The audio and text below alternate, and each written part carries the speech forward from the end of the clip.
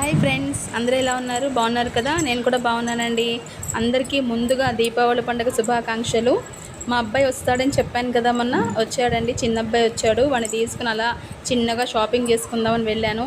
వాడికి కావాల్సినవన్నీ వాడు తీసుకున్నాడు. ఆ షాప్కి వెళ్ళగానే ముందుగా నాకు మతాబులు, తర్వాత తాటెక్ టపాకాయలు, ఉల్లిపాయ బాంబులు, గోట్ టపాకాయలు ఇవన్నీ దొరికాయండి.